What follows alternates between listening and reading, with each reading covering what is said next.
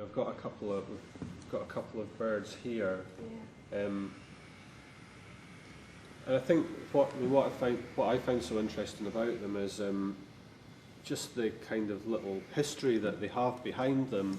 So, I mean, we've spoken about this before about, Henry Dresser went to Texas during the American Civil War to bring some cotton back to England, and it was the middle of the Civil War. It was probably a pretty tough time, and he had to travel across the desert. So this little bird here this is called a Buff Breasted Sandpiper. It's a bird which breeds in Canada and the Arctic, and then migrates down to South America or Central America.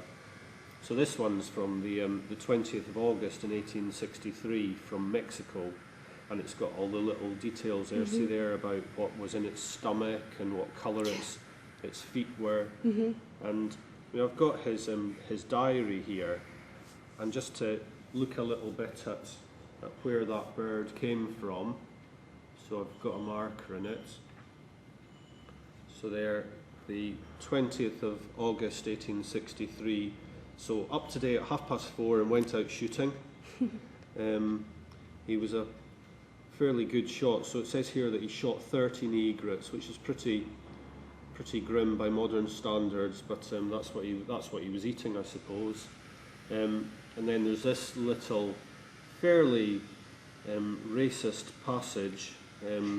Today at midday, about 200 to 250 Mexican cavalry came in, dark little chaps and as rascally a looking lot as I ever saw in my life, cutthroat being plainly written on every face. So these specimens, I think what I find interesting is these specimens that we, view mainly as scientific specimens, and we think, well, this is a scientific collection, and that's mostly what it gets used as. But it has all these kind of hidden kind of history behind it in these different contexts. Just the fact that, if I were to walk by this in a case, I wouldn't look at this and think it's related to a project like Revealing Histories to slavery in the Empire and the American Civil War. I would have no idea that that's what really lies behind this. And let alone all the interesting things, the mindset of the person who would have actually shot this bird. And like you said, he actually would have eaten this bird, right? You wouldn't think that when you look at objects like that. That has such a big story. So at one point, so he was in Mexico. There's a civil war going on. It's probably pretty awful. Certainly there was lots of yellow fever and people were dropping like flies. So Henry Dresser was a very good shot. So he used to go to this marsh and shoot the birds. He would skin them rather than just pluck them and cook them. He would skin them carefully, and then he and his sort of fellows would eat them. So there's not many remains of my dinner from yesterday, let alone. Leftovers, so this is 1863, which is whatever 144 years ago. And it's amazing too when you would look at a bird like that in a case, you wouldn't really think about how old it is. And for being so old, it's really well preserved.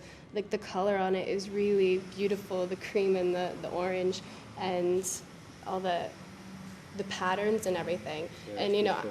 I'm from the United States, so I can think of like all the little birds that will fly around, and it's just so strange that 150 years ago, here comes one of them to Manchester, where I was studying. So.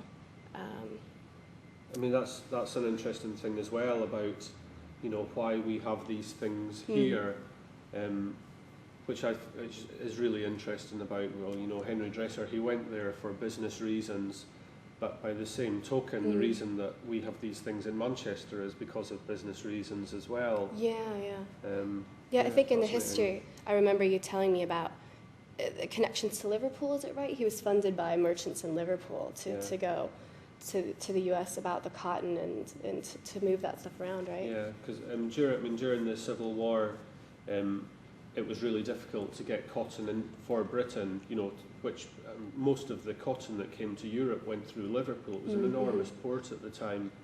So although the British government declared that it was neutral with regard to the Civil War, Liverpool said it, completely supported the Confederacy because it needed the cotton. And then would that come down to Manchester? Is that right? Yeah, that's right, because the cotton would come here to be made in the mills. So the businessmen that Henry Dresser went to Texas for One of them was from Manchester, and the other one was from Liverpool. And I didn't know his name when I started researching this stuff, and then it turned out that he's incredibly famous. His statue is in front of St George's Hall in Liverpool. It stands next to William Gladstone's statue, that he became the Lord Mayor of Liverpool, and that was Henry Dresser's partner. Yeah.